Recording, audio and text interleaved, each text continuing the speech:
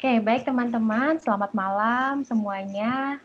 Hari ini kita akan bahas 19 tipe soal dosis dan terapi yang wajib banget nih diketahui buat teman-teman yang lagi mempersiapkan diri untuk persiapan UKM PPD maupun persiapan untuk CBT atau ujian-ujian blok lainnya.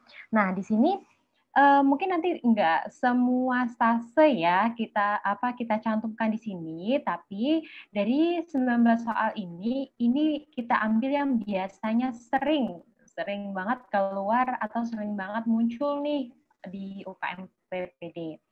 Oke, mempersingkat waktu langsung saja kita mulai ya. Nomor 1. Sorry, kelepasan. Ya, sebelum kita membaca penjelasan dari soal, di sini tips yang pertama, saya langsung kasih tips saja ya. Pertama kali kita kalau mengikuti UKM PPD, nomor 1 kita harus baca pertanyaannya. Pertanyaannya itu apa? Di sini ditanyakan apakah terapi yang tepat untuk pasien tersebut. Tips yang kedua, ini masalah terapi. Harus diingat terapi yang ditanyakan terapi yang apa? Tapi harus ingat dua hal tersebut ya. Apakah dia terapi awal yang ditanyakan atau terapi definitif? Oke, kalau misalnya yang ditanyakan adalah terapi, berarti tata laksana ya. Kalau kita mau mentata laksana pasien, kita harus tahu dong kondisi pasiennya kenapa, mau kita apain, kita harus tahu dulu nih kira-kira arahnya kemana nih diagnosisnya pasien ini. Oke, baru kita cek ke soalnya anamnesis, kedua pemeriksaan fisik, ketiga ditambah kalau misalnya ada pemeriksaan penunjang. Ditanya terapi yang tepat untuk pasien tersebut. Nah, untuk soal yang kita bahas malam ini, karena judul webinar kita adalah dosis dan terapi, pasti yang ditanyakan adalah terkait tata laksana semuanya. Oke, di sini seorang wanita, usianya 62 tahun, lansia ya, datang ke poliklinik.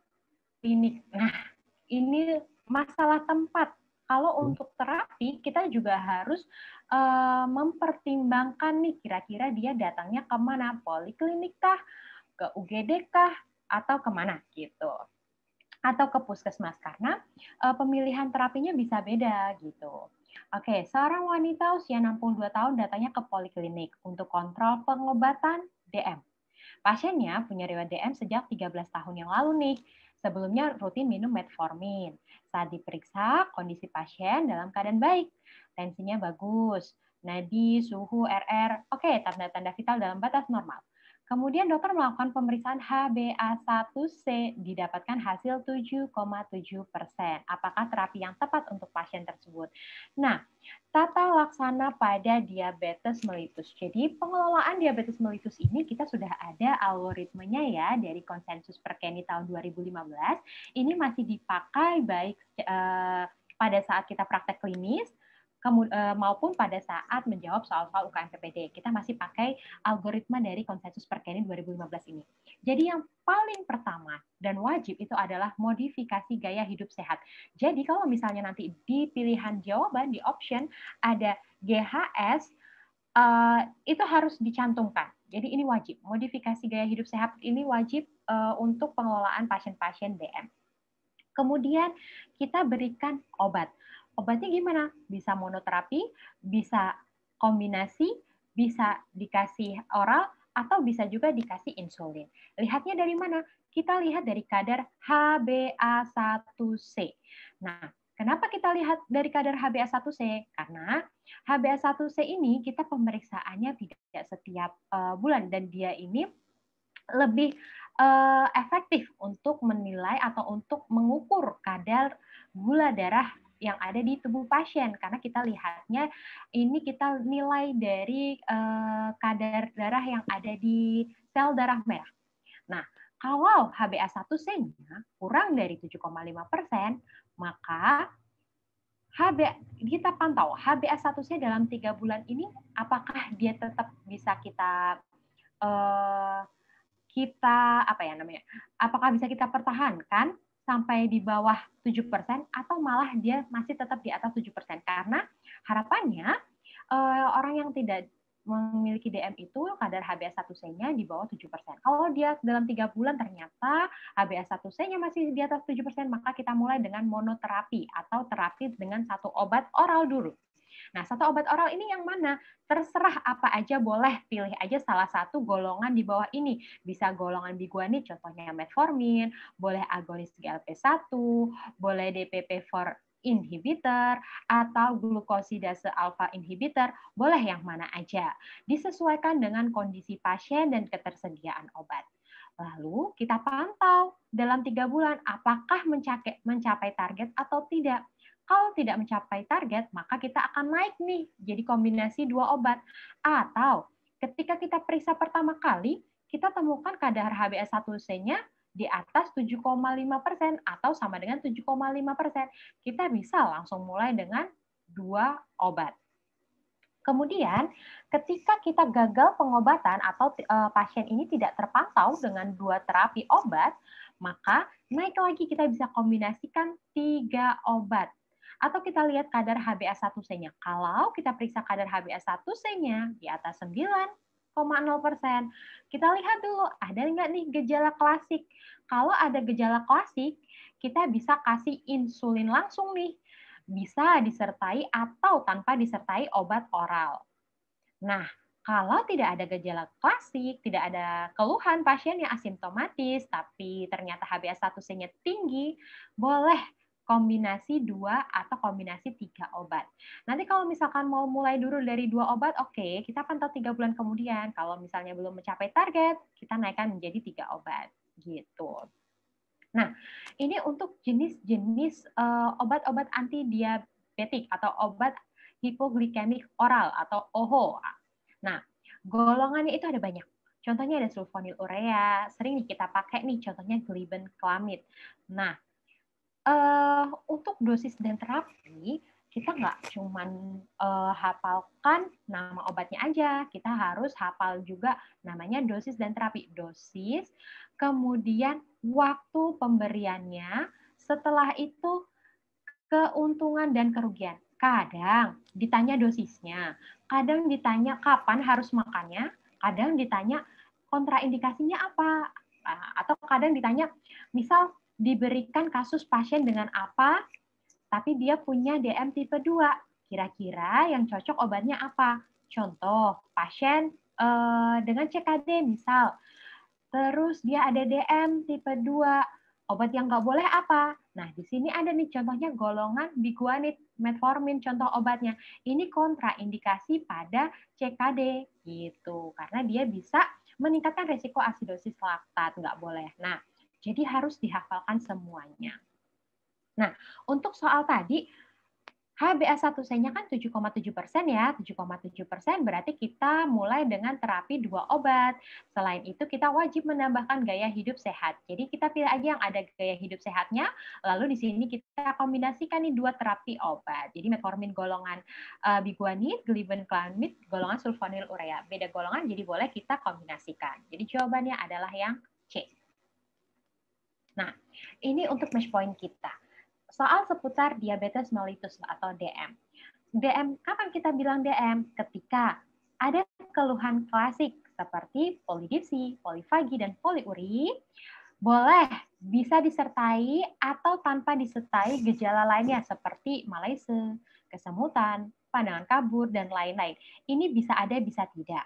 Nah, kalau sudah ada gejala klasik atau keluhan klasik, ditambah nanti ada nilai ini, atau ini, boleh kita diagnosis dengan DM tipe 2. Untuk pengobatannya seperti tadi. Oke, kita lanjut ke soal berikutnya. Apakah tindakan yang selanjutnya dilakukan? Di sini pasiennya ibu hamil nih, G1 penoanol. UK-nya udah 39 minggu. Dibawanya kemana? Ke puskesmas. Kenapa? Karena mau melahirkan. Pasiennya mengeluh nih, nyeri perut, tembus ke punggung sejak kemarin sore, makin lama makin berat. Keluhan keluar cairan lendir dan darah sudah ada ya 1 jam yang lalu. Pemeriksaan tanda vitalnya di sini semuanya dalam batas normal. Kemudian pemeriksaan dalam atau VT-nya pembukaannya sudah lengkap 10. Lalu dokternya memimpin persalinan. Oke, sampai sini beres. Sudah dipimpin persalinan. Setelah itu bayinya lahir. Oke, beres. Setelah bayi lahir, dokter menyuntikkan oksitosin dan melakukan tarikan tali pusat terkendali atau TPTP. 15 menit kemudian, plasentanya belum lahir juga. Apa tindakan yang harus dilakukan selanjutnya? Nah, pada manajemen aktif skala 3, kita harus hafal banget nih. 1, uretonika, kemudian 2, PT-PT atau peregangan tali pusat terkendali, kemudian yang ketiga adalah masas uterus. Ini semua harus dilakukan.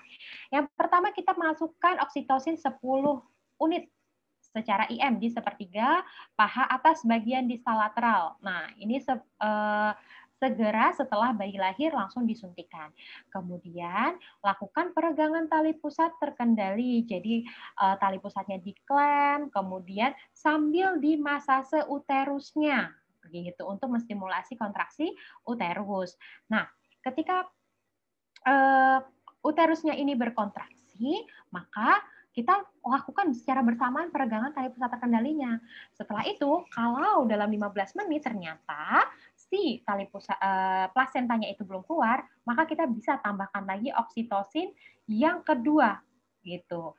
Diberikan secara IM lagi. Nah, ini kan tadi 15 menit awal. Kemudian nggak lahir, dilakukan pemberian oksitosin lagi. Kemudian setelah 15 menit lagi nggak lahir, berarti kita lakukan tindakan yang lainnya. Kita nggak boleh kasih oksitosin lagi, melainkan manual plasenta. Nah, pada soal ini tadi, baru 15 menit awal, diberikan oksitosin sudah 10 unit IM, maka tindakan selanjutnya apa? Kita injeksikan lagi oksitosin 10 unit secara IM. Oke, soal berikutnya. Anak-anak nih 7 tahun dibawa periksa ke dokter, keluhannya perutnya sering kembung, mual, kadang muntah.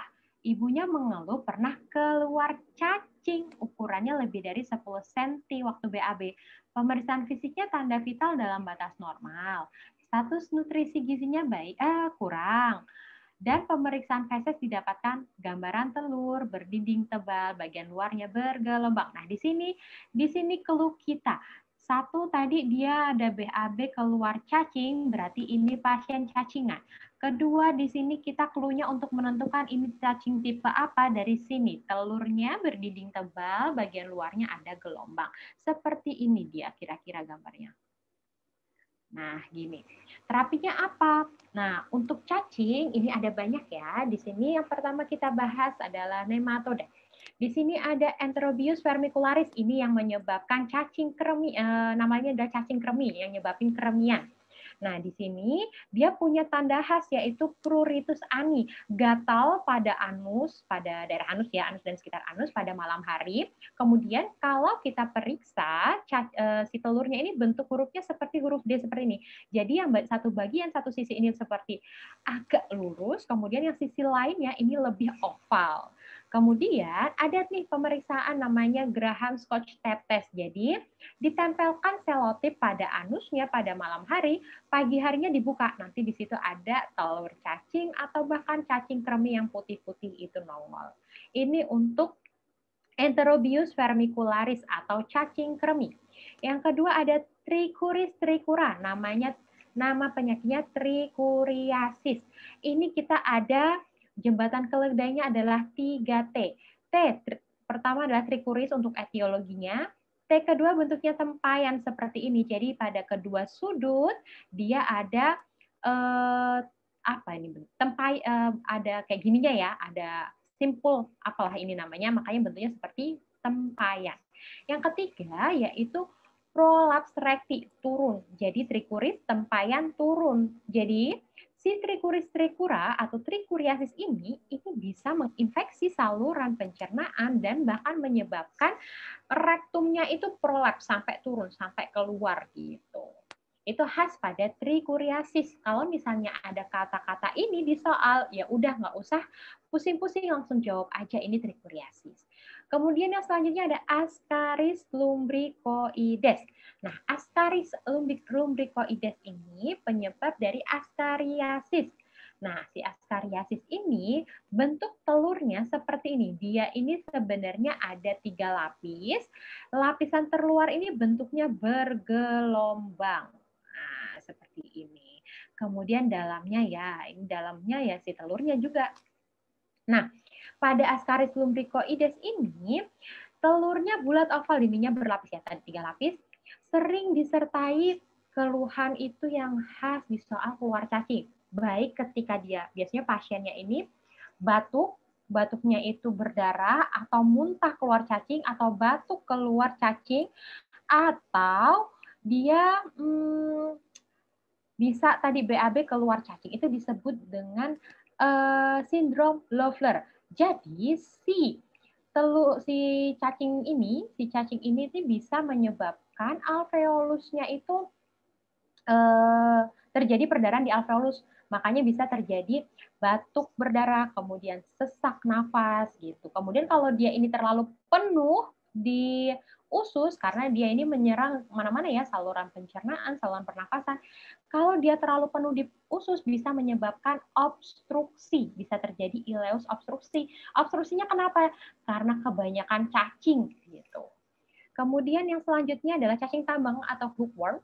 Ini penyebabnya ada 2, Ankylostoma duodenale dan Necator americanus. Ini menyerang pencernaan juga, tapi masuknya dia ini lewat biasanya kulit. Jadi pada cacing tambang ini atau hookworm, biasanya pasiennya itu ada riwayat main ke lapangan atau ke kebun tidak menggunakan alas kaki.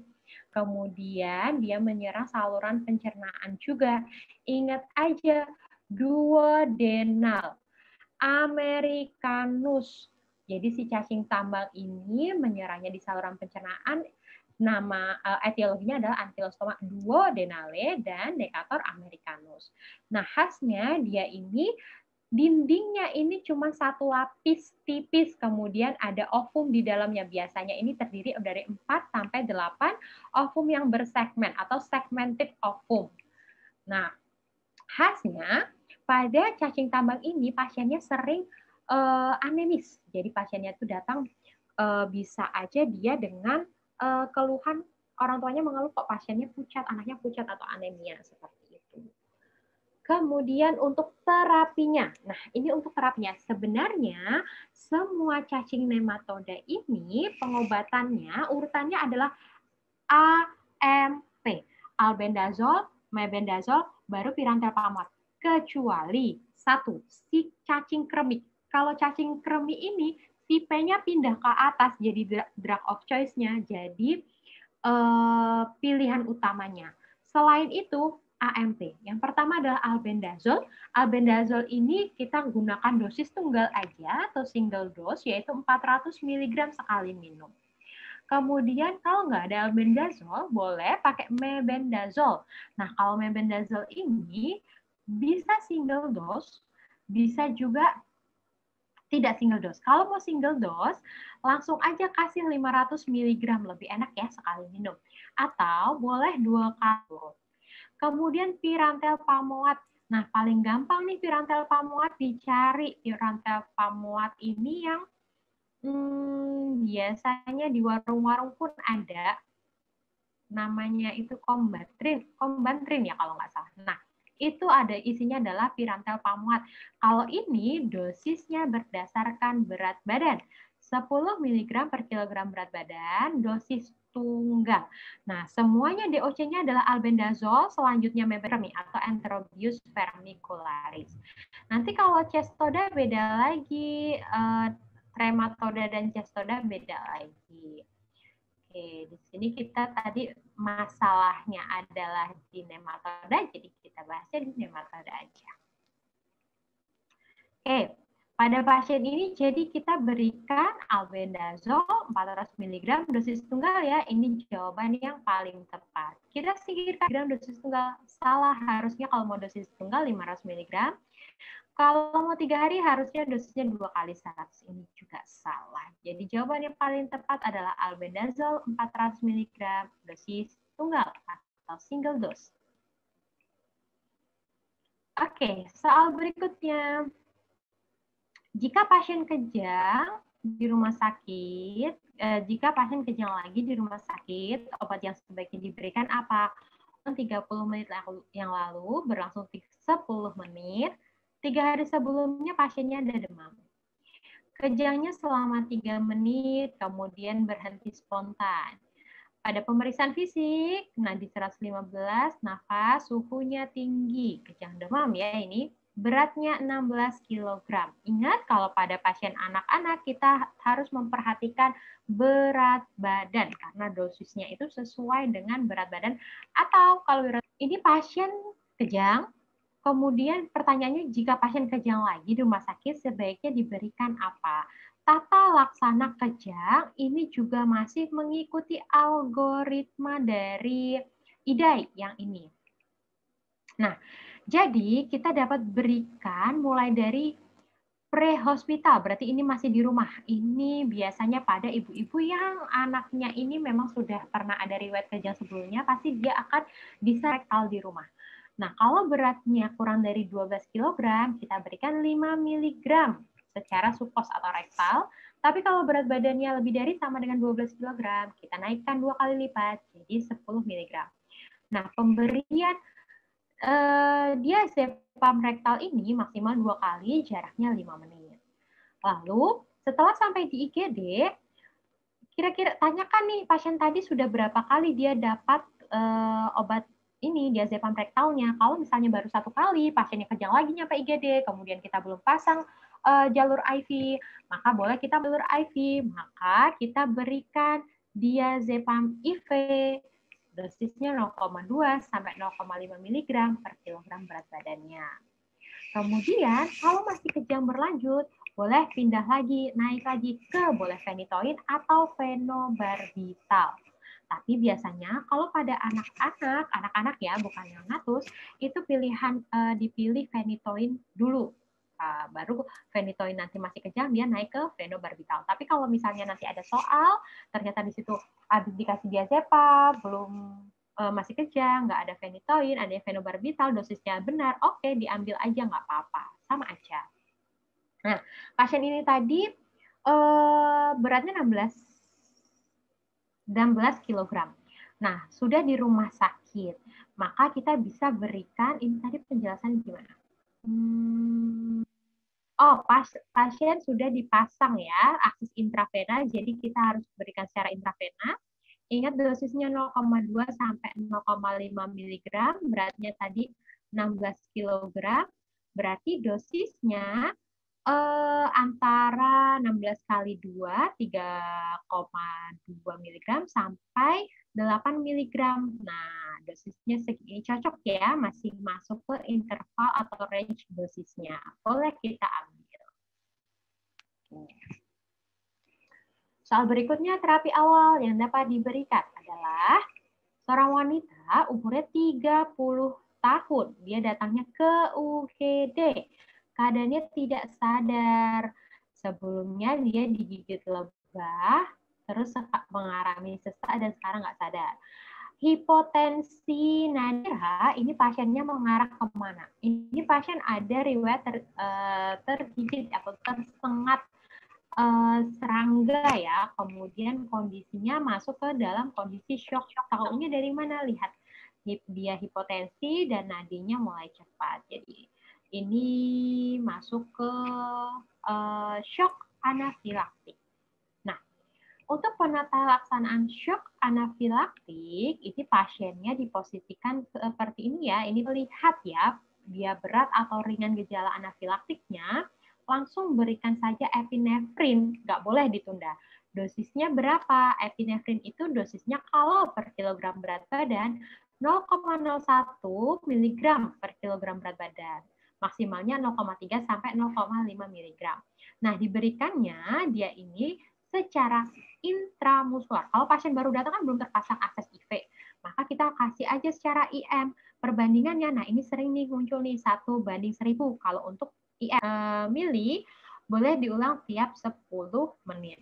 Tapi kalau dia sudah terpasang jalur IV, maka boleh diberikan secara IV. Perbandingannya 1:10.000. Beda ya, kalau IM tadi 1:1000, kalau IV dia 1:10.000.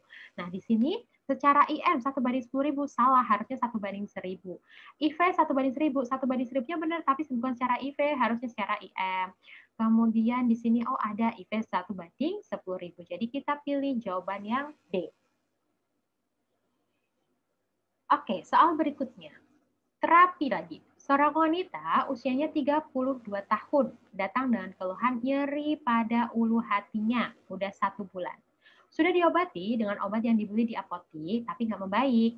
PF-nya dalam batas normal, nyeri tekan pada regio hipokondrium sinistra. Ada apa di hipokondrium sinistra sana? Ada gaster, kemudian ada banyak ya, ada limpa, ada pankreas juga. Nah, saat dilakukan UBT ini adalah urea breath test, didapatkan hasil positif. Kenapa dilakukan UBT? Karena pasiennya ini arahnya adalah ke gastritis. Nyeri pada ulu hati, bisa gastritis, bisa di swab aja gitu ya. Nah, dia ini udah diobatin tapi nggak membaik. Algoritmanya kita lakukan UBT. Kalau UBT-nya positif, berarti dia ini ada infeksi dari H. pylori. Jadi H. pylori ini dia mengeluarkan kencing yang mengandung urea. Nah, jadi ketika ada infeksi pylori di gasternya atau di saluran pencernaannya, maka hasil UBT-nya ini akan positif. Nah, kalau dia terkonfirmasi terinfeksi pylori, maka pengobatannya beda, tidak seperti dispepsia atau gastritis biasa. Nah, pada tata laksana infeksi H. pylori, first line-nya dia ada yang namanya triple terapi. Jadi harus 3 obat. Tiga-tiganya itu harus pakai PPI, protein pump inhibitor, ditambah amoxicillin, ditambah clarithromycin. Kalau dia alergi terhadap amoxicillin, amoxnya ini bisa diganti metro. Kalau dia alergi terhadap clarithromycin atau kita tidak punya sediaan clarithromycin, maka clarithromycinnya ini bisa diganti dengan tetracycline. Nah, gitu. Nah, ini untuk obat-obatannya. PPI tadi contohnya adalah omeprazol, lansoprazol, yang paling sering ya, omeprazol, lansoprazol, esomeprazol, rabeprazol. Dosisnya ingat, yang paling sering digunakan adalah omeprazol, OMZ, atau lanso. Kalau omeprazol dia 20 mg, karena semuanya ini sama-sama 2 kali ya. Tapi kalau lanso 30 mg. Ini pernah muncul pada soal UKM PPD 2020, diberikan pilihan obat PPI, tapi di situ ada yang ketuker-tuker gitu dosisnya. Kemudian amoxicillinnya pada infeksi H. pylori ini kita gunakan dosis 2 kali 1 gram atau 2 kali 1000 mg. Nggak boleh lebih, nggak boleh kurang. Lalu clarithromycinnya 2 kali 500, metronyal 3 kali 500, tetracyclinnya 4 kali 250. Jadi pilih aja di antara obat-obatan ini yang ada di jawaban. Ada jawaban ini, omeprazol 2 kali 20 mg, benar. Amoxicillin 2 kali 100 mg, benar. Clarithromycin 2 kali 500 mg, benar. Jadi jawabannya adalah yang E. Di sini first line semua. Oke, soal berikutnya. Oh, kita dikasih gambaran EKG. Ditanyakan tata laksananya.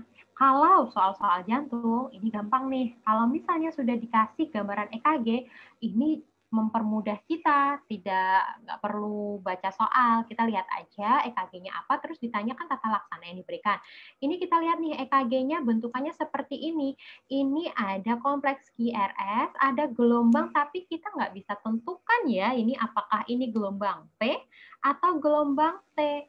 Nah, gambaran EKG seperti ini kalau kita hitung heart rate-nya, pasti ini kan dempet-dempet, heart rate-nya pasti cepat. Heart rate cepat, kemudian gelombang P dan gelombang T saling bertumpuk, maka ini khas untuk gambaran SVT. Nah, kalau kita sudah dapat diagnosisnya nih, udah tahu gambaran EKG-nya SVT, baru kita pikirkan SVT diapain ya? Nah, kita harus cek dulu pasiennya. Tetap aja balik ya baca soal, apakah dia ini stabil atau enggak. Stabil atau tidaknya dilihat dari mana? Lihat keluhannya. Keluhannya berdebar, sesak napas sejak 2 jam yang lalu.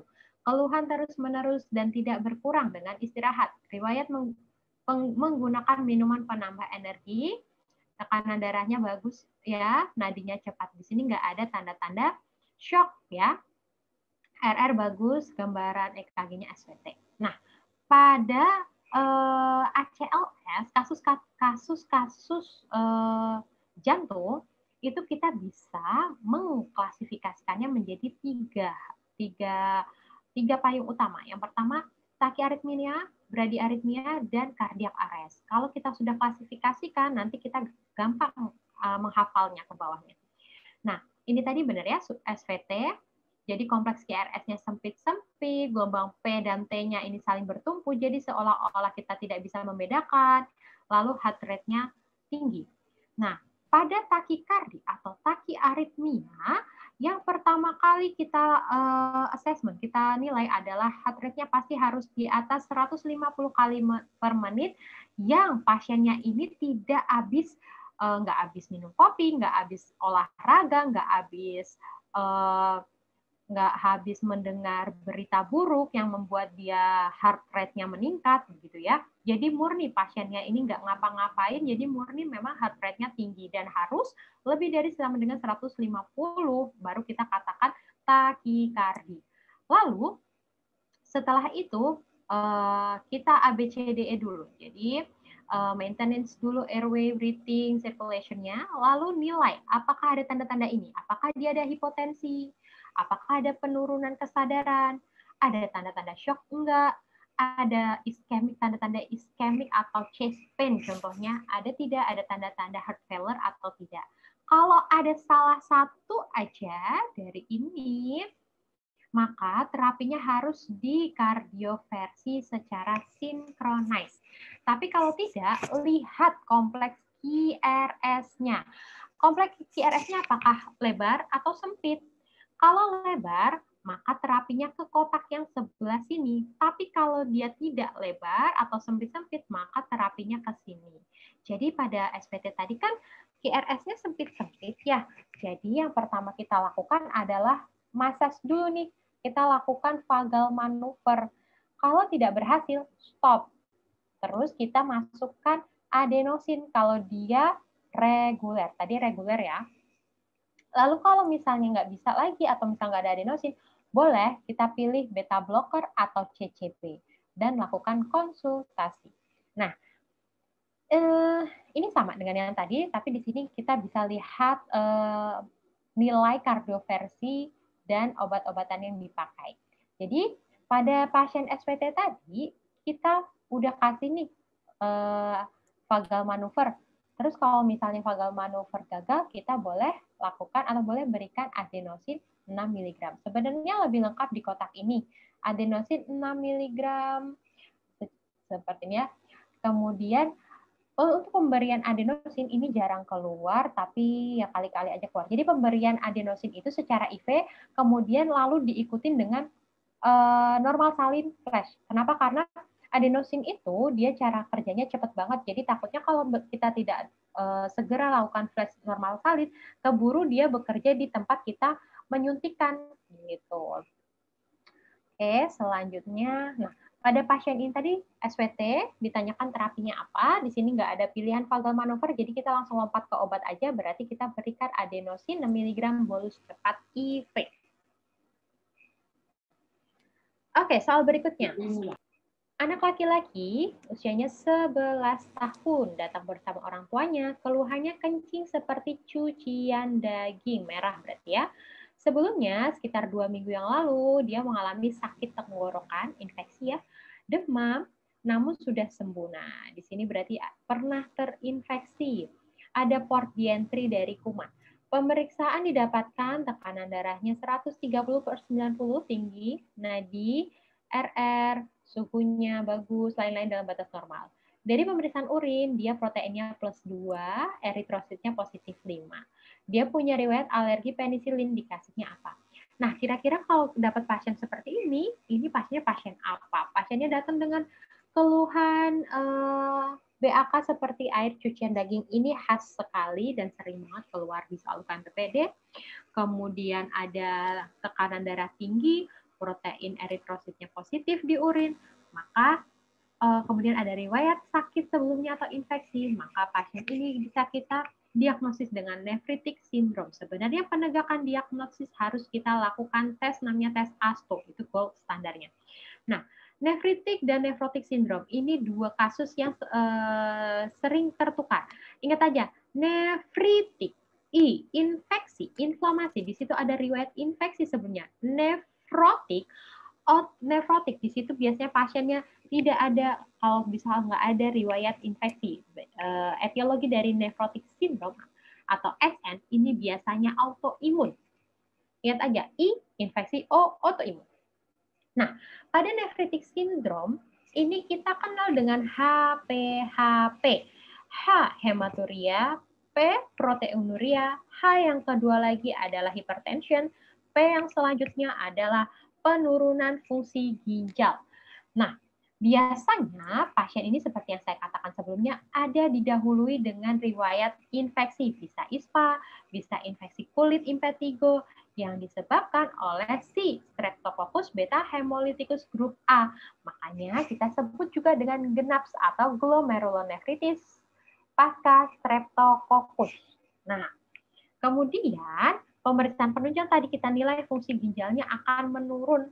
Nah, gold standarnya adalah ASTO. Kalau ASTO-nya positif, ya sudah tegak diagnosisnya.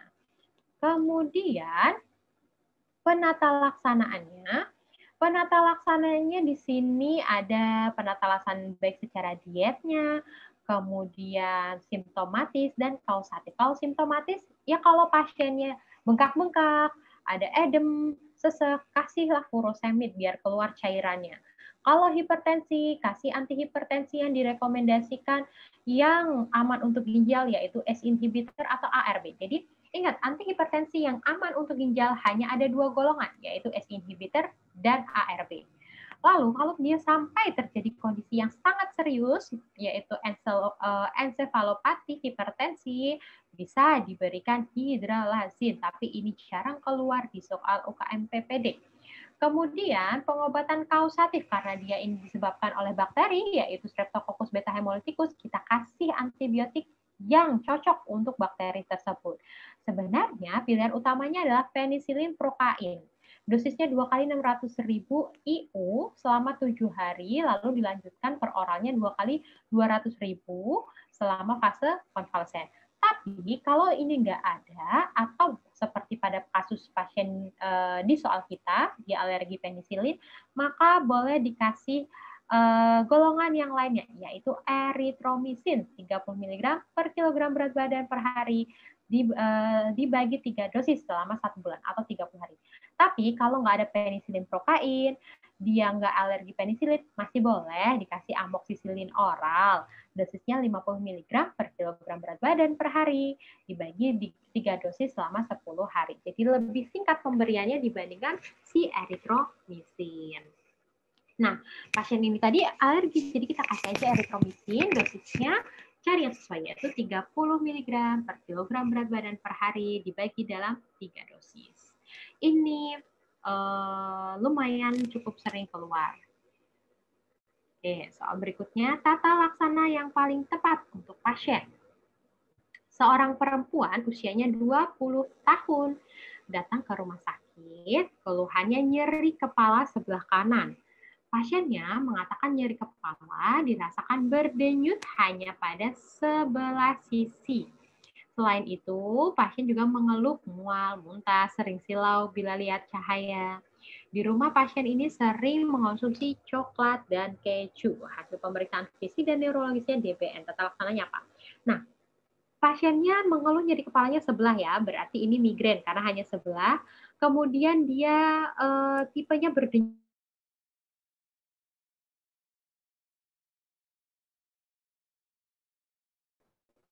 Berarti bukan vertigo ini arahnya, berarti ini memang headache ya.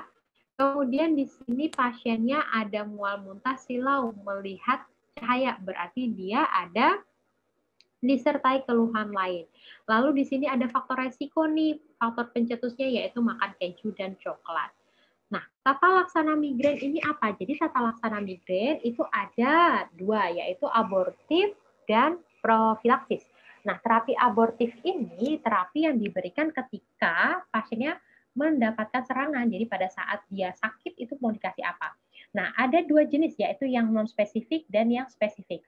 Untuk terapi abortif non-spesifik, gampang, kita sering temuin analgetik aja, contohnya obat-obat antiinflamasi dan steroid lain, misal asam mefenemat, natrium diklofenak, atau aspirin, atau ibuprofen, golongan acetaminophen, paracetamol juga boleh. Nah, untuk terapi abortif yang spesifik, ini adalah golongan-golongan triptan, sumatriptan gitu ya.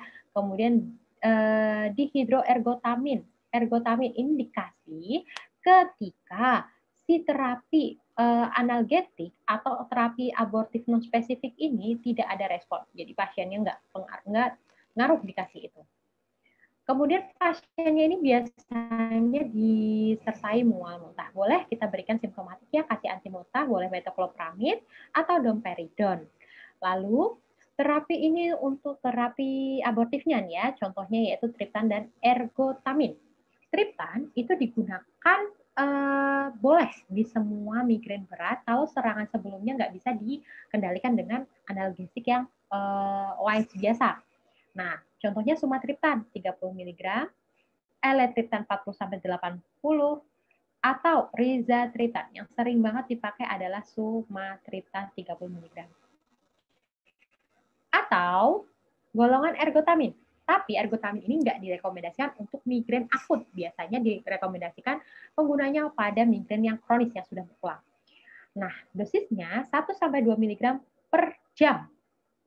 Oke, maksimal satu harinya itu 3 dosis. Nah, terapi profilaksisnya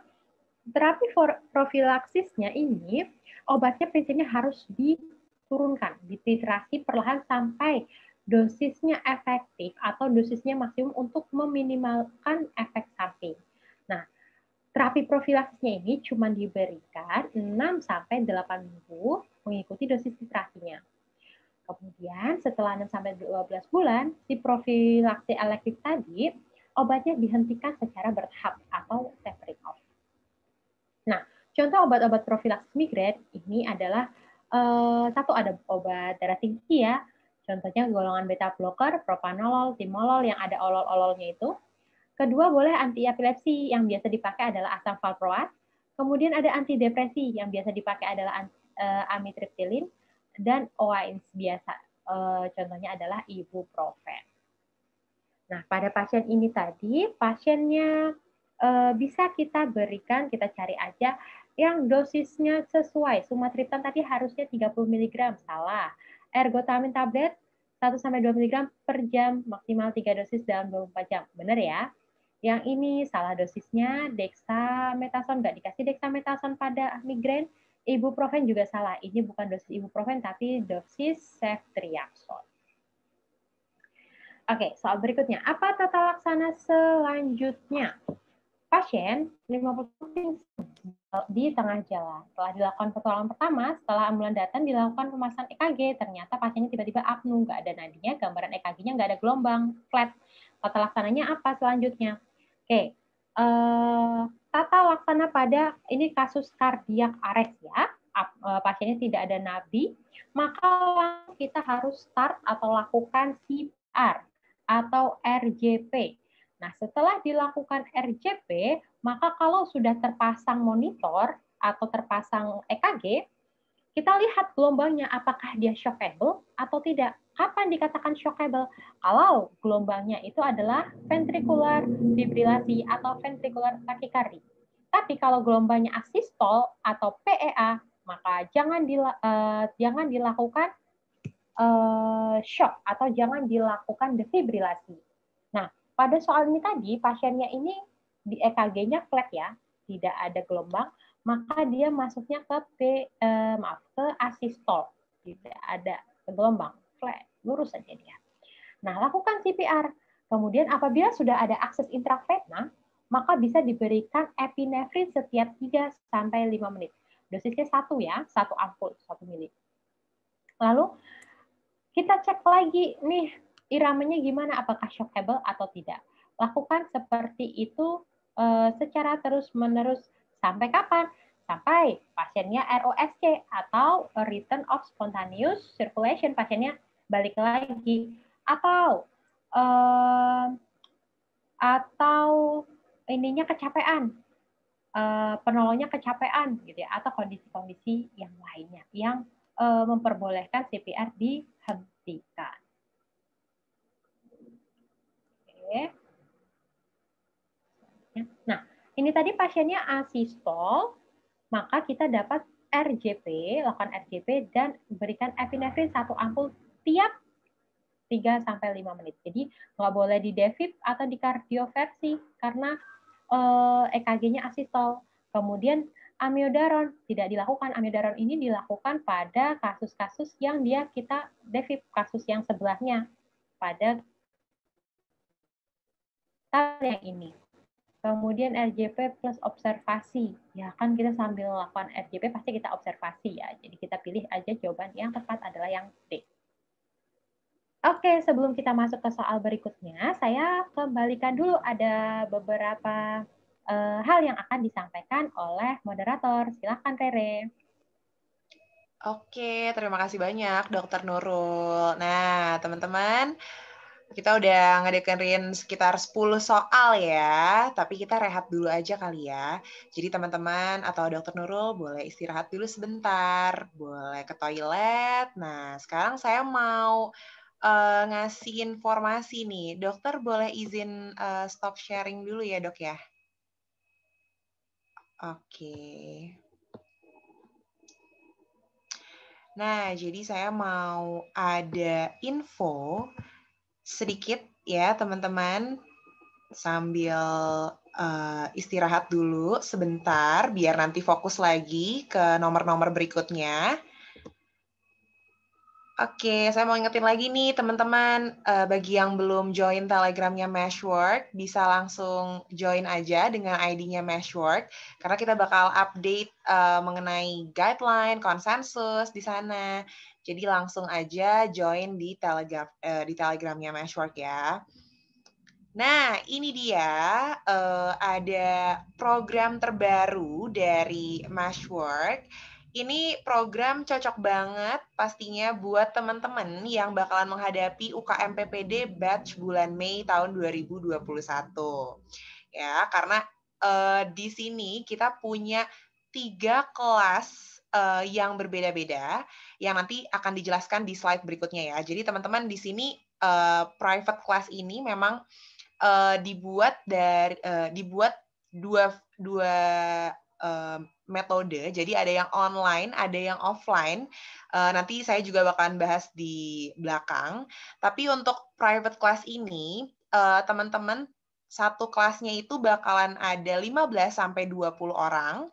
Kemudian pastinya pengajarnya adalah academic mentor terbaik dari Meshwork. Dan bisa konsul via WhatsApp dengan academic mentor juga di sini. Tentunya kalau Meshwork di sini kita punya ada Mesh Point buat ngebantu teman-teman mengingat dan menghafal. Contohnya misalnya tadi yang udah dijelasin Dr. Nurul ya, ada Mesh Point, kemudian ada Mesh Concept yang bikin pemahaman teman-teman lebih mantap lagi nih buat menghadapi UKM PPD. Nah, gimana sih ketiga kelas itu? Ini dia perbedaannya. Jadi kita ada 3 kelas ya, ada super intensive class, complete theory class, dan excellent class. Jadi teman-teman bisa lihat di sini perbandingannya ya. Banyak banget nih. Mulai dari yang super intensive class nih. Jadi di sini akan ada 10 kali pertemuan dengan total pembahasan soal itu sekitar 1.500 soal, teman-teman. Teman-teman juga bakalan dapat online tryout, kemudian workbook, dan juga ada video akses pembahasan, serta Mesh Point. Nah, ada lagi kelas berikutnya nih, yaitu adalah Complete Theory Class. Itu jumlah pertemuannya 20 kali, teman-teman. dengan jumlah total soal yang dibahas itu adalah 1.800 soal. Wah, banyak banget ya. Kemudian teman-teman juga bisa mendapatkan fasilitas-fasilitas lainnya nih yang di checklist-checklist ini. Nah, yang paling lengkap nih ada yang namanya Excellent Class.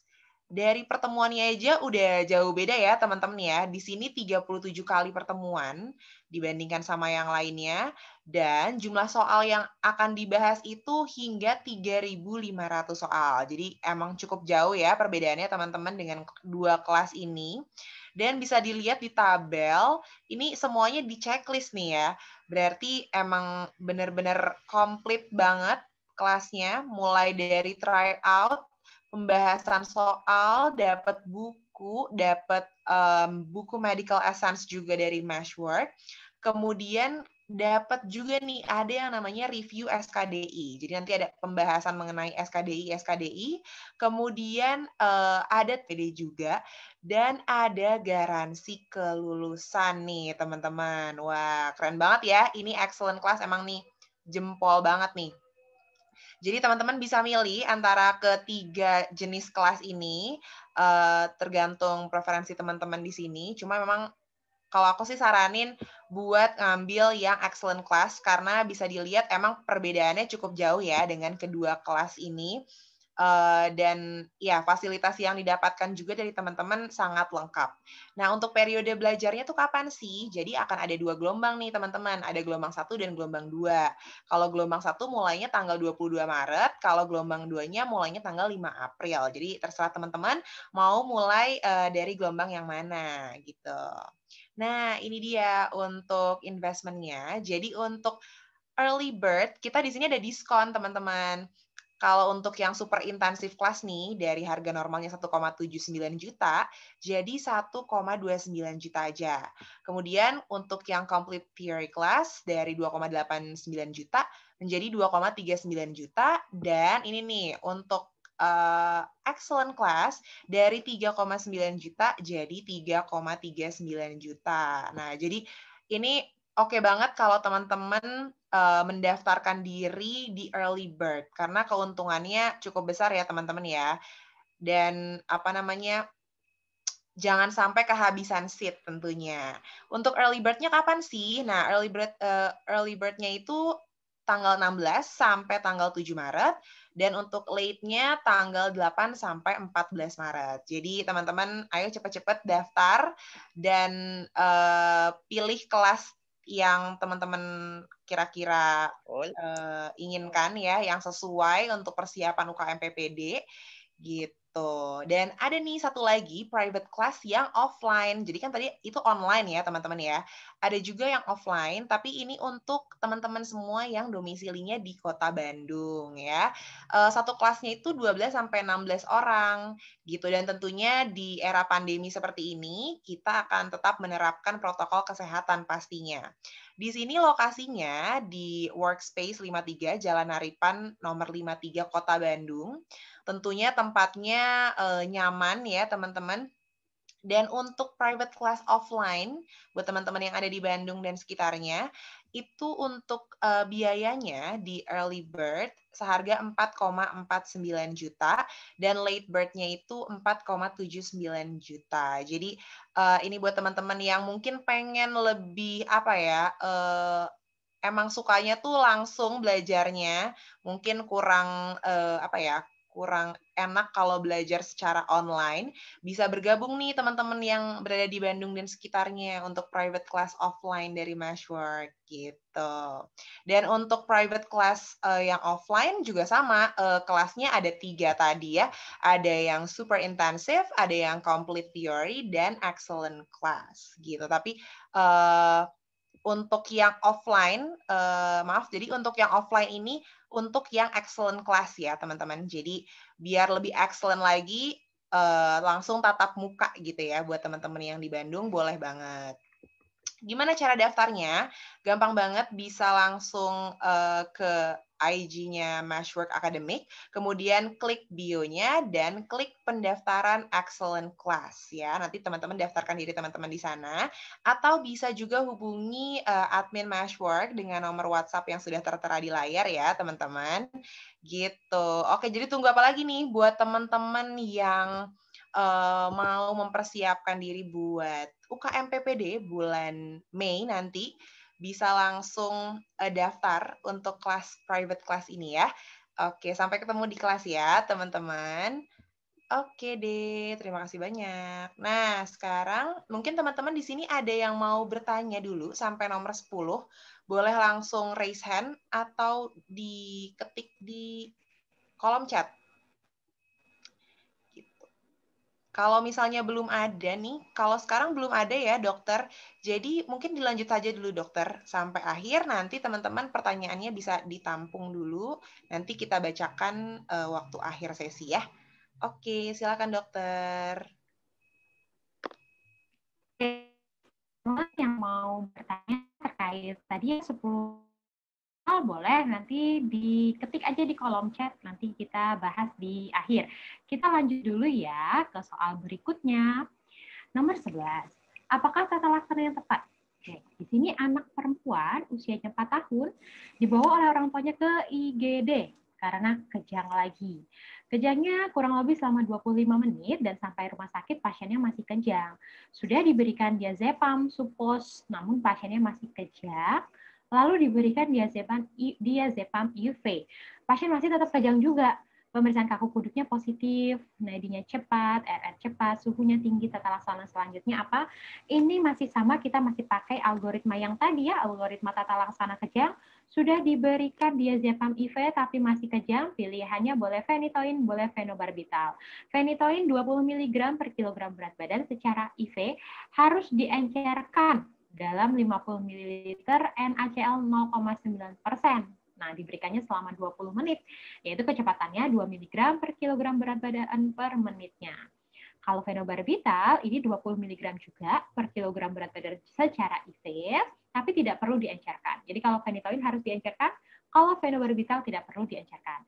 Tapi kembali lagi, kemarin kalau teman-teman yang rajin nih mantengin postingannya Meshwork pernah dibahas juga baru beberapa hari yang lalu kenapa lebih didahulukan phenytoin daripada phenobarbital, karena efek samping dari phenobarbital ini bisa menyebabkan Down syndrome. Apa itu bisa dicek di postingan Meshwork. Nah, jadi kita bisa berikan phenytoin. Di sini kan ada dua nih, dosisnya benar semua nih, phenobarbital 20 mg dan phenytoin 20 mg. Nah, pada anak-anak kita dapat pilih pilihan pertamanya yaitu phenytoin dulu. Kecuali kalau dia pada neonatus ya, kalau pada neonatus drug of choice atau first line-nya adalah phenobarbital, kebalikannya. Oke, selanjutnya berapa dosis loading insulin yang dapat diberikan untuk pasien tersebut? Tiba-tiba disuruh ngeloading insulin, pasiennya kenapa sih? Anak perempuan usia 16 tahun ke IGD tidak sadarkan diri. Penkes ya, sejak 1 jam sebelum masuk rumah sakit. Sebelumnya pasien mengeluh lemas, mual muntah, badannya terasa panas. Pasien memiliki riwayat selalu menyuntikkan insulin setiap sebelum makan. Tapi hari ini dia kehabisan. GCS-nya 2248 ya. Hipotensi nadi cepat, tanda-tanda shock, RR cepat, CRT lebih dari 3 detik, akral dingin. Pasiennya shock. Pemeriksaan laboratorium GDS-nya 450, tinggi sekali, pH venanya asam 6,9, bikarboratnya 10, dan keton urinnya positif 3. Tanda-tanda apa ini? Nah, tanda-tanda dari kegawat daruratan, salah satu kegawat daruratan dalam kasus endokrin. Nah, ini merupakan salah satu komplikasi akut dari hiperglikemi. Jadi, pada pasien diabetes mellitus itu bisa menyebabkan dua kondisi akut ya, dua kondisi emergensi atau dua komplikasi akut yang mudah terjadi, yaitu yang pertama yaitu hiperglikemi, yang kedua yaitu hipoglikemi. Hiperglikemi ini dia gula darahnya tinggi, tapi kalau sudah krisis hiperglikemi berarti ini kadar gula darah tinggi dan sudah mengganggu hal-hal lainnya di dalam tubuh. Nah, krisis hiperglikemi kita kenal ada dua, yaitu KAD dan SHH atau dulu sering disebutnya dengan HONG. Nah, KAD atau ketoasidosis diabetik ini ketika kadar gula darahnya, kadar glukosa darah sekitar antara 300 sampai 600 mg per desiliter. Ini range-nya. Kalau sudah lebih dari 600, dia masuk ke sini, biasanya masuk ke SHH. Lalu pada KAD namanya juga ketoasidosis. Ada tanda dan gejala asid atau asidosis. Tadi ya pH-nya asam, bikarbonatnya 10. Kemudian keto, berarti di situ ada keton. Ketonnya kuat di dalam plasma atau di urin biasanya diperiksanya. Kemudian osmolitas plasma akan meningkat mencapai 300 sampai 320 miliosmolar per mililiternya dan terjadi peningkatan anion gap. Kalau ada tanda-tanda ini, maka kita diagnosis dengan KAD. Tapi kalau si gula darahnya lebih dari 600, kemudian biasanya tidak ada, ini salah ya, oh ya, ini tanpa adanya tanda-tanda asidosis, kemudian osmolaritas plasmanya ini sangat meningkat, bukan meningkat, sangat meningkat, lebih dari 330, dan plasma ketonnya biasanya negatif. Kemudian anion gap-nya ini biasanya normal, atau kalaupun meningkat, dia hanya sedikit meningkat. Maka diagnosisnya adalah SHH, atau nama lainnya adalah HONG. Hiperosmolar non-ketosis. Nah, tata laksananya apa pada dua kondisi ini? Tata laksana awal pada dua-duanya yaitu kita lakukan rehidrasi dulu. Kita kasih IV fluid atau kita berikan cairan intravena dulu, yaitu menggunakan normal salin NaCl 0,9% sebanyak 1-2 kolom per jam pada 2-4 jam pertama. Kemudian kita akan lihat elektrolitnya bagaimana. Yang kedua, baru kita kasih insulin. Pokoknya kita harus masukin dulu nih, masukin cairan dulu. Setelah itu baru kita masukkan insulin. Insulinnya gimana? Berapa dosisnya? Tergantung kita mau berikan secara IV atau subkutan. Kalau secara intravena, dosisnya adalah 0,1 unit per kilogram berat badan, bolus. Tapi kalau subkutan, dosisnya 2 kali lipat. 0,2 unit per kilogram secara subkutan. Nah, kemudian setelah itu dilanjutkan lagi dengan dosis yang sesuai.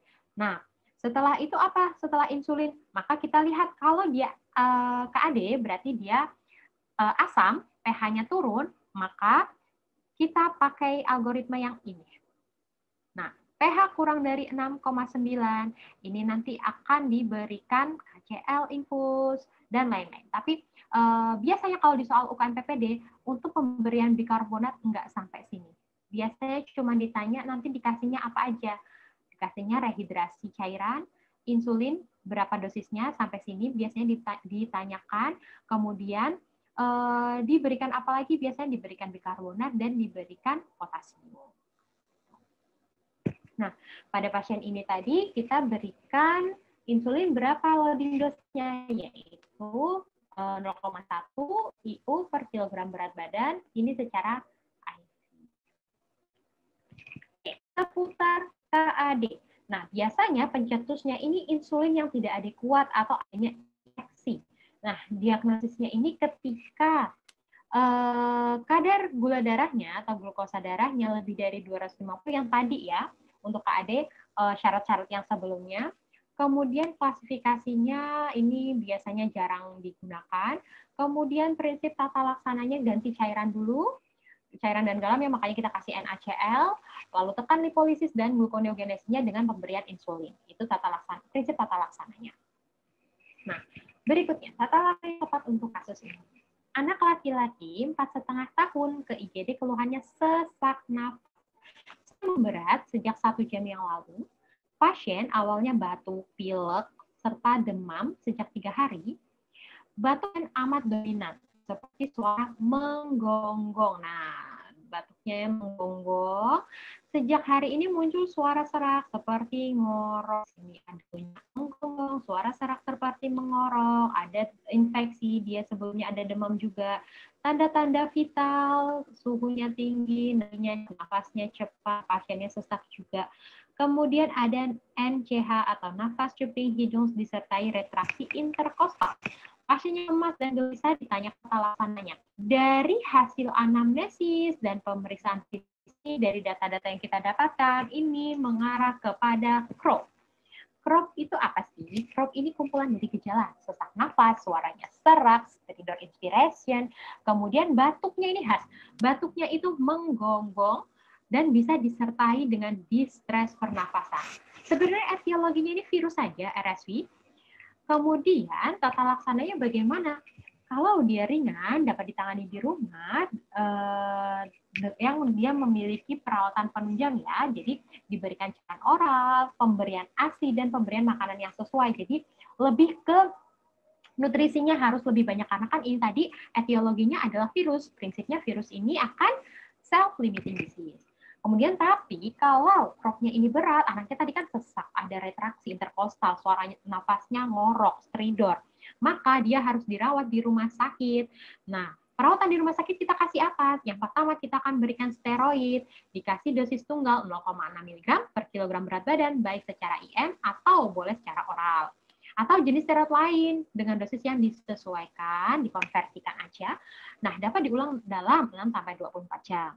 Yang kedua, kita kasih adrenalin, epinefrin. Dikasih 2 ml adrenalin, 1:1000. Nah, 1:1000 adrenalin 2 ml ini ditambahkan ke dalam 2-3 ml normal salin ya, NaCl 0,9%, lalu dinebukan ke pasien selama 20 menit untuk mengurangi sesaknya.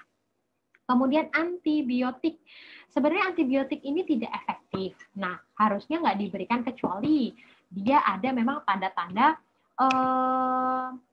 infeksi karena bakteri gitu. Udah ada misalnya contoh ada leukositosis, kemudian bisa diberikan antibiotik. Contohnya boleh ampicillin yang aman buat anak-anak 100 mg per kilogram berat badan per harinya. Nah, pada pasien ini kita bisa berikan, karena tadi kan berat ya, berarti nggak bisa rawat jalan, dan KIE ini nggak boleh, nggak bisa, pasiennya berat. Dosis tunggal dexamethasone benar dosisnya, kemudian adrenalin ini salah ya, dosisnya harusnya 2 ml, antibiotik erythromycin salah, amoxicillin juga salah, harusnya ampicillin saja. Oke, soal berikutnya. Anak-anak lagi, perempuan usianya 13 tahun, dia diantar ke poliklinik, keluhannya gatal pada kulit kepala yang semakin memburuk sejak 2 bulan terakhir. Nah, nggak ada rambut rontok, nggak ada ketombe, pasiennya udah berganti-ganti sampo, tapi nggak ada perubahan. Adiknya juga di rumah mengeluhkan keluhan yang sama. Pada pemeriksaan fisik, kulit kepalanya merah, eritematosa. Ada erosi dan ekskoriasi, kemungkinan besar karena digaruk-garuk karena gatal. Di area oksipital dan temporal, pada sel-sel rambut ada telur yang menempel, sudahlah kutu rambut berarti. Dokter mengatakan pasien mengalami kutu rambut. Benar? Terapinya apa? Nah, kutu rambut, kutu badan, kutu mana-mana. Nah, kutu kita namanya adalah pedikulosis, ya nama penyakitnya.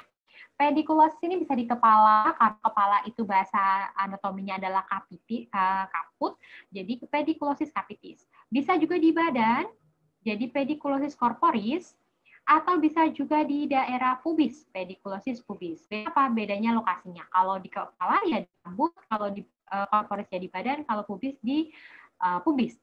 Nah, gejalanya mirip-mirip tapi obat agak beda. Jadi kalau pedikulosis capitis, ini ada 4 pilihan obat. Ingat persentasenya harus hafal. Malathion ini boleh 0,5 atau 1%. Gamexan hanya boleh 1%. Benzilbenzoat yang 25% atau permetrin yang 1%. Ingat permetrin nggak cuma dipakai di pedikulosis capitis, tapi dipakai juga dia di, nggak cuma permetrin ya, keempat-empatnya ini semuanya dipakai juga di skabies, tapi persentasenya beda. Permetrin untuk kepala 1%, tapi pada skabies permetrinnya 5%. Harus dihafalkan. Kemudian pedikulosis corporis. Kalau pedikulosis corporis, ya pilihannya yaitu gamexan atau benzilbenzoat. Kalau pada pedikulosis pubis, nah pedikulosis pubis ini dia ada khasnya yang kita sebut dengan makula cerulae atau blue sky spot. Jadi ada bercak abu-abu atau kebiruan pada celana dalam gitu, atau ada black dot, bisa juga bercak kehitaman di celana dalam yang berwarna putih biasanya. Kalau warna hitam ya nggak kelihatan gitu. Nah, kalau pada pedikulosis pubis, ini tata laksananya harus dicukur rambut genitalnya, kemudian pakaian dalamnya dicuci dengan air panas atau disetrika. Kemudian tidak hanya itu, mitra seksualnya juga harus diperiksa dan jika perlu harus diobati. Lalu yang digunakan sama, boleh pakai krim gameksan atau benzyl benzoate. Nah, pada pasien ini tadi, pediculus capitis ya, kita bisa berikan gameksan 1%. Ketoconazole cream, enggak, ini mah ketoconazole nggak perlu, ini anti jamur. Albendazole tadi buat cacing-cacing ya, di awal kita sudah bahas. Samposelsan ini buat dermatitis seboroik, jadi bukan buat kutu rambut. Mebendazole juga buat cacing-cacingan. Jadi jawaban yang tepat adalah gameksan yang 1%. Oke, soal berikutnya, berapakah volume resusitasi cairan yang dibutuhkan? Pasiennya ini luka bakar pada dada, perut. Boleh sambil dihitung, teman. Dada, perut setelah tersiram kuah bakso panas. Luka bakar di lengan kiri, perut, punggung, paha kanan, dan kiri. Nah, lukanya ini ternyata di sini sudah ada totalnya 45%. Lalu berat badan pasiennya 60 kg. Nah, pada kasus-kasus luka bakar, cara menghitung cairannya ini sudah ada rumus pastinya yang kita sebut dengan formula Parkland atau rumus Baxter. Nah, yang perlu dihafalkan selain rumus tersebut adalah rules of 9, baik buat dewasa maupun buat anak-anak, karena pada dewasa dan anak-anak ini perhitungannya, persentasenya beda. Nah, pada dewasa, kepala ini kalau depan belakang 9%. Satu muka aja, anterior 4,5, posterior 4,5. Nah, semuanya ini harus dihafalkan. Pada anak-anak beda ya.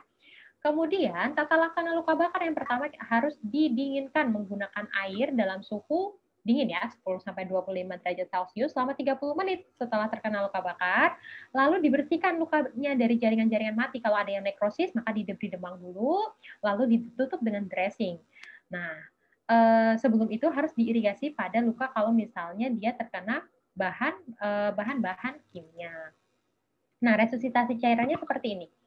Jadi, pasien perhitungannya adalah 2-4 ml ringer laka per kilogram berat badan per persen TBSA atau total body surface area yang terkena selama 24 jam. Dibagi dua, yang setengahnya 8 jam awal mulai dari onset. Misal pasiennya ini datang, ketika datang ke kita ini dalam perjalanannya sudah 4 jam. Jadi kita tinggal masukkan 4 jam kemudian. Nah, ini harus cermat nih baca soalnya. Kadang ada soal yang bilang pasiennya terkena luka bakar 4 jam yang lalu, terus ditanya nanti berapa cairan yang harus diberikan dan berapa lama gitu resusitasinya. Berarti kalau misalkan seperti itu, kita nggak kasih 8 jam kemudian, tapi kita kasih 4 jam lagi, karena kita menghitungnya 8 jam awal ini mulai dari onset luka bakarnya. Kemudian setelah itu setengahnya baru dilanjutkan 16 jam berikutnya. Nah, ini tadi tinggal dihitung berat badannya tadi berapa ya? 60 kg ya. Jadi 4% dikali tadi total body surface area-nya 45% dikali 60 kg berat badan dibagi 2. Jadi jawabannya adalah 5.400 cc dalam 8 jam awal, dilanjutkan dengan setengahnya pada 16 jam berikutnya. Oke, soal berikutnya, terapi awal pada pasien ini adalah anak laki-laki, dia demam sudah sejak 3 jam yang lalu, demamnya 3 jam ya. Kemudian disertai mencret sejak 5 hari, diarenya 5 hari. Frekuensi diare sekitar 10 kali per hari, tidak ada lendir, tidak ada darah. Keadaan umumnya pasiennya lemas, malas menetek, berarti nggak malas minum.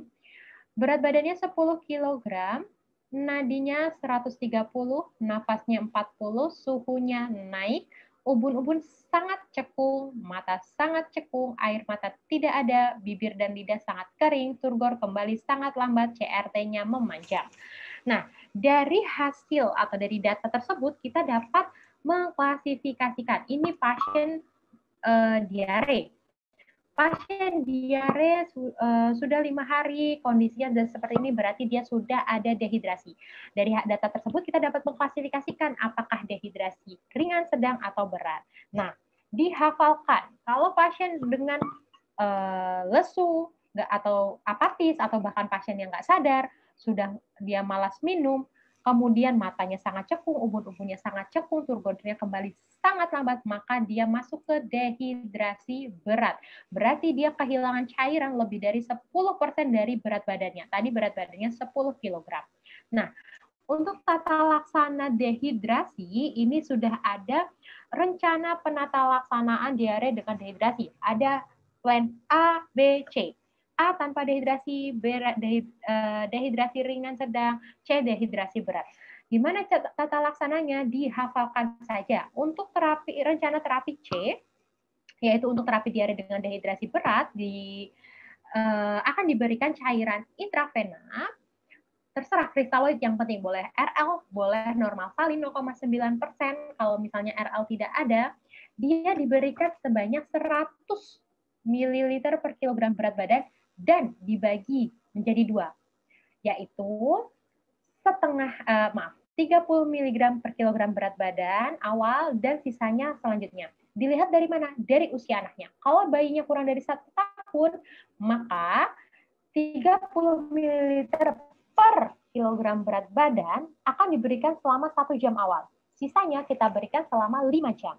Tapi kalau anaknya lebih dari 1 tahun, maka diberikan setengahnya interval waktunya. Jadi yang tadinya sejam jadi setengah jam. Jadi 30 menit awal kita kasih 30 mg per kilogram berat badan. Selanjutnya 70 ml per kilogram berat badan kita berikan dalam 2,5 jam berikutnya. Gitu. Nah, ini untuk rehidrasi pada kasus-kasus dehidrasi berat pada anak. Nah, jadi pada kasus ini tadi anaknya dehidrasi berat badannya 10 kg, kita berikan usianya tadi 4,5 tahun ya, lebih dari 1 tahun berarti, usianya tadi 9 bulan, kurang dari 1 tahun, kita berikannya dalam 1 jam pertama 30 ml dikali berat badannya 10, berarti 300 cc. Jadi jawabannya adalah yang A. Oke, soal berikutnya, terapi yang paling tepat pada pasien di atas adalah seorang wanita usia 24 tahun datang dengan keluhan keputihan. Keputihannya bau, gatal, ada rasa panas. Lalu saat dilakukan pemeriksaan fisik ternyata ada strawberry cervix appearance. Nah, ini khas banget punyanya siapa? Jadi leukore, keputihan atau leukore ya, masalah atau kasus pada wanita, yaitu ada banyak jenisnya, tergantung dengan penyebabnya. Jadi yang pertama, leukore atau flor albus ada yang disebabkan oleh bakteri, yaitu vaginosis bacterialis. Nah, khasnya di vaginosis bacterialis ini biasanya keputihannya jenisnya ini dia seperti keputihan biasa, keputihan pada umumnya, namun dia berbau, baunya biasanya amis, kemudian dia encer, warnanya bisa putih jernih atau putih keabuan. Nah, kemudian yang khas di sini saat dilakukan Wipf test ini kita tetes, kita tutul cervixnya dengan NaCl, maka akan Wipf test itu dengan NaCl akan tercium bau amis.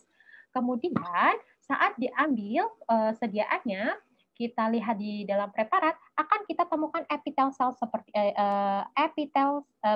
clue sel dikelilingi oleh sel epitel seperti ini. Ini khas pada si BV atau bakterial vaginosis atau vaginosis bacterialis. Kemudian yang kedua, jenis keputihan yang kedua, dia encer, berbusa, bau, warnanya putih kekuningan, disertai dengan dispareunia atau dysuria. Lalu saat dilakukan In speculo akan terlihat gambaran serviksnya strawberry cervix. Kenapa disebut strawberry cervix? Jadi pada cervixnya itu kan terlihat porsionya seperti ini. Porsionya merah, kemudian ada titik-titik kemerahan yang lebih merah. Makanya disebut dengan strawberry cervix appearance. Nah, saat dilakukan pemeriksaan di bawah mikroskop, ditemukan protozoa motil berflagel. Nah, ini adalah si Trichomonas. Namanya, penyakitnya trichomoniasis. Seperti ini ya, protozoa berflagel. Dan motil dia bergerak. Yang ketiga, warna keputihannya ini putih kental seperti susu. Nah, kemudian gatal. Nah, kalau dia sudah putih kental, lalu lebih dominan gatalnya, maka ini curiga nih arah-arahnya adalah jamur. Jadi jamur itu mau dimanapun, mau di kepala, mau di badan, mau di organ genital, itu dia akan menyebabkan rasa gatal. Mau di telinga juga bisa ya. Jadi dia dominan gatal dan keputihan. Keluhannya adalah keputihan, warnanya kental seperti susu karena si jamur penyebabnya. Lalu kalau pun mau diperiksa dengan pewarnaan KOH, bukan pewarnaan, ditetesi KOH, kita akan temukan dia pseudohifa dengan blastospora seperti ini. Nah, ini penyebabnya adalah candidiasis vulvovagina. Tapi kalau misalnya nggak sampai sini, nggak sampai ada pemeriksaan ini, kalau dia warna keputihannya sudah kental seperti susu, lalu dia dominan gatal, ini arahnya memang sudah ke infeksi jamur. Yang selanjutnya adalah keputihan yang warnanya kehijauan kental, kemudian dia ada nyeri di adnexa, bisa ada bisa enggak. Lalu saat dilakukan pewarnaan gram, gambarnya seperti ini, yaitu Diplococus. Nah, ini penyebabnya adalah gonore. Faktor resikonya adalah promiskuitas. Nah, kalau sudah tahu ini diagnosisnya arahnya kemana, maka kita bisa tentukan nih, mau kita obatin pakai apa. Kalau dia trichomoniasis atau vaginosis bacterialis, gampang ngapalinnya. Soal obatnya sama, yaitu metronidazole. 2 gram per oral dosis tunggal. Kenapa kita kasih metronidazole? Karena trichomoniasis ini adalah parasit. Penyebab vaginosis bacterialis ini adalah bakteri anaerob. Jadi, si metronidazole ini efektif untuk membunuh kuman-kuman atau bakteri anaerob dan parasit. Makanya buat trichomoniasis dan BP ini bisa kita pakai. Kalau misalnya nggak mau dosis tunggal, boleh alternatifnya dosisnya 2 kali 500 selama 7 hari, sama. Nah, kalau vaginosis bacterialis nggak ada metronidazole, boleh pakai clindamycin 2 kali 300 selama 7 hari juga. Nah, sekarang kalau dia si jamur gimana? Candidiasis, kita kasih anti jamur. Anti jamurnya apa aja? Boleh clotrimazole, boleh fluconazole atau itraconazole, boleh juga kalau mau intravagina nystatin. Nah, ini tadi strawberry trichomoniasis, kita boleh kasih metronidazole 2 gram single dose. Oke. Ini juga benar ya jawabannya, tapi DOC-nya adalah yang ini. Oke. Berikutnya, tata laksana pada kasus ini. Pasien perempuan 28 tahun datang dengan keluhan mata kirinya merah, nyeri, pandangannya buram. 2 hari yang lalu dia mengalami demam, OD-nya bagus, VOD, VOS-nya turun 6/12. Pemeriksaan oftalmologi ada palpebranya hiperemis, konjungtiva hiperemis, hemosis, ada lesi dendritik pada kornea. Tata laksananya apa? Nah, dari data yang kita dapatkan, di sini yang clue-nya khas banget ada lesi dendritik di korneanya. Ini merupakan tanda-tanda sebelumnya ini adalah tanda-tanda keratitis, tapi si lesi dendritik ini menunjukkan nih penyebabnya apa. Jadi, keratitis merupakan itis adalah inflamasi atau peradangan. Jadi inflamasi atau peradangan yang terjadi pada kornea. Nah, keratitis ini berdasarkan etiologi dapat disebabkan oleh berbagai hal. Yang pertama, bakterial atau keratitis bakterialis. Nah, keratitis bakterialis ini biasanya khasnya ada hipopion. Ya, di soal itu ada kalimat ada hipopion, keruh korneanya. Kemudian berikutnya adalah keratitis amuba, akantamuba. Kalau keratitis amuba ini biasanya dia terjadi pada pasien-pasien yang menggunakan kontak lensa atau pasien yang biasanya sering berenang karena amuba itu bisa nempel di kontak lensa atau ada di kolam renang gitu. Yang ketiga, virus. Nah, kalau virus ini biasanya disebabkan oleh HSV-12 atau bisa juga herpes zoster ophthalmicus. Ini dia herpes zoster yang menyerang mata. Nah, bisa HSV dia kalau virus dia khasnya adalah lesi dendritik. Kemudian yang keempat adalah jamur. Kalau jamur khasnya itu pasiennya pernah ada terkena tumbuhan, apakah dia matanya terkena ranting pohon atau terkena padi atau terkena apa, biasanya di soal gitu. Nah, selain itu pada ada yang namanya lesi satelit ya, mirip dengan jamur di kulit ya, si candidiasis, ada yang namanya lesi satelit. Terapinya sesuai dengan penyebabnya. Kalau bakteri kasih antibakteri boleh chloramphenicol, erythromycin atau ciprofloxacin. Kalau jamur kita kasih antifungal. Kalau virus kita bisa kasih antiviral, acyclovir boleh oral, boleh topikal. Terus kalau apa tadi satu lagi akantamuba ya. Akantamuba ini amuba biasanya kalau amuba dikasihnya biasanya dikasih steroid. Nah, kemudian pada pasien ini tadi lesinya lesi dendritik, maka kita berikan aja karena lesi dendritik khas pada keratitis virus, kita kasih antiviral yaitu acyclovir. Di sini Genta bukan, ini bukan. Jadi kita kasih aja acyclovir tetes mata. Oke, soal berikutnya. Berapa dosis yang direkomendasikan bagi suplementasi besi dan asam folat? Pasiennya hamil, terus ditanya dia ANC, lalu dokternya memberikan suplementasi besi dan asam folat. Dosisnya berapa? Dosis besi ini tergantung. Jadi suplementasi pada ibu hamil itu ada banyak ya. Yang utama yaitu besi untuk menghindari anemia, kemudian asam folat juga untuk membantu dalam pembentukan organ-organ pada janin. Nah, untuk dosisnya pada dosis zat besi elemental itu 60 mg diberikannya. Untuk asam folat kita berikannya 400 mikrogram.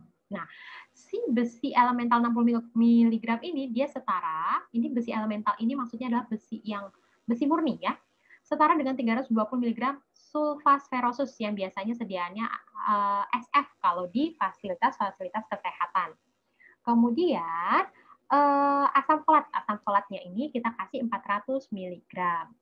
Nah, selain itu bisa juga diberi tambahan kalsium sebanyak 1,5 sampai 2 gram per harinya. Ini dapat mencegah terjadinya preeklampsi.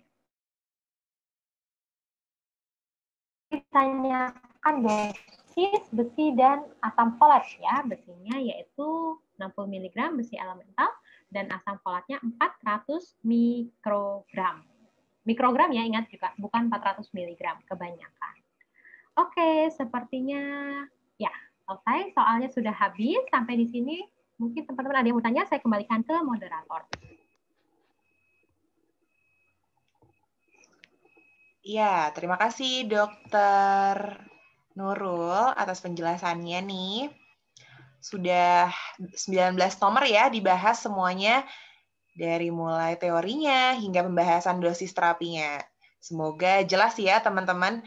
Nah, sekarang teman-teman kalau misalnya ada yang mau bertanya, boleh banget langsung saja diketikkan pertanyaannya ya di kolom chat atau nanti boleh langsung bertanya.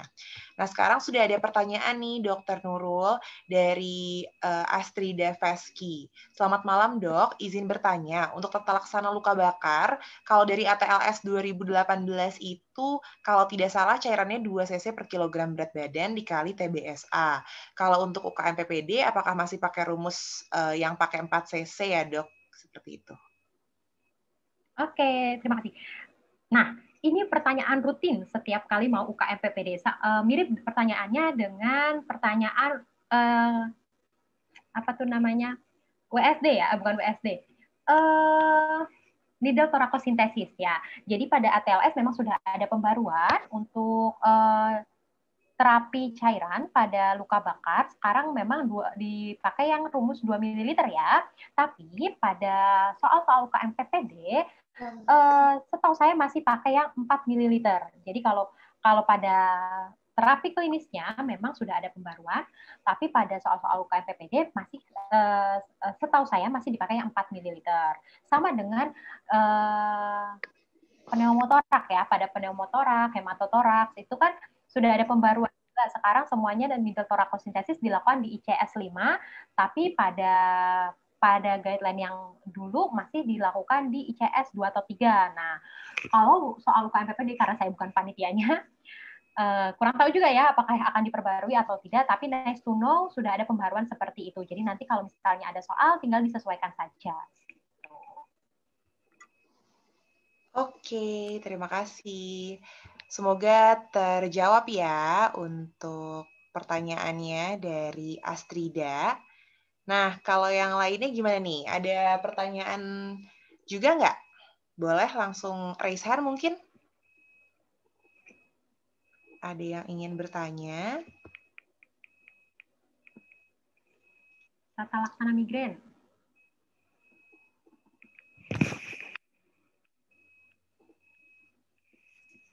Gimana teman-teman?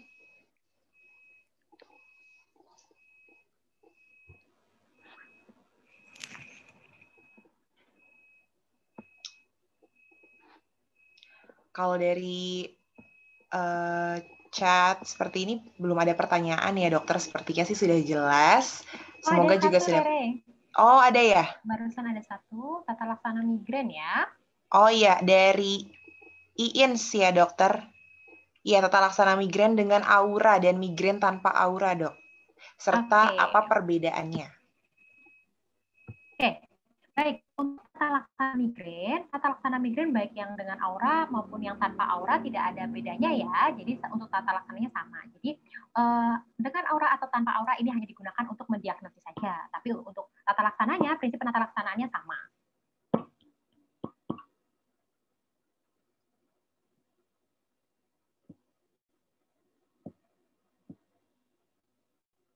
Oke, seperti itu. Karena pada migrain ini baik yang dia dengan aura maupun tanpa aura, masalahnya adalah adanya gangguan di pembuluh darahnya. Jadi makanya terasa berdenyut dan terjadi di sebelah. Jadi untuk tata laksananya tidak ada perbedaan. Oke. Iya. Bagaimana untuk Iin? Semoga ini ya sudah terjawab ya. Ya, dokter, terima kasih sudah terjawab. Oke, yang lainnya ada lagi yang ingin ditanyakan?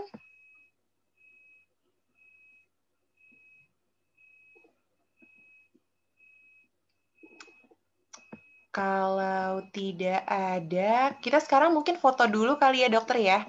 Dokumentasi dulu, mungkin bisa dibantu oleh admin Meshwork sebelum kita tutup. Kita boleh foto dulu bersama ya. Boleh dinyalain nggak teman-teman videonya? Kita nyalain dulu ya videonya. Kemudian kita foto bersama dulu sebentar. Yuk, dinyalain videonya. Oke deh, bisa dibantu ya sama admin Meshwork. 1, 2, 3. Oke, lagi ya. 1, 2, 3. Oke, ya.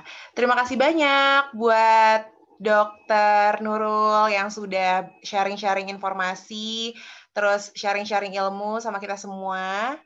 Terima kasih juga untuk teman-teman semua yang sudah mendaftar free class hari ini. Semoga ilmu yang kita dapatkan bisa bermanfaat dan lancar-lancar untuk persiapan UKM PPD-nya ya, teman-teman. Dan mau diingetin lagi, jangan lupa nih untuk ikutan dari Excellent Class, private class dari Meshwork untuk persiapan UKM PPD batch Mei 2021. Untuk info lebih lanjutnya, bisa langsung ditanyakan ke admin Meshwork atau bisa langsung buka Instagramnya Meshwork. Di situ ada penjelasan buat private class ya, teman-teman. Jadi teman-teman semua kita harapkan bisa bergabung di private class buat yang mau UKM PPD bulan Mei, seperti itu. Baik, sebelum kita tutup, marilah kita berdoa menurut agama dan kepercayaan masing-masing. Berdoa dimulai. Berdoa selesai. Ya, terima kasih Dokter Nurul. Sekali lagi, terima kasih banyak, Dok. Ya, terima kasih semuanya. Selamat sukses. Makasih juga buat teman-teman semua ya. Saya Regina pamit undur diri. Mohon maaf atas kalau ada kekurangan. Kurang lebihnya mohon maaf. Wassalamualaikum warahmatullahi wabarakatuh. Selamat malam semua.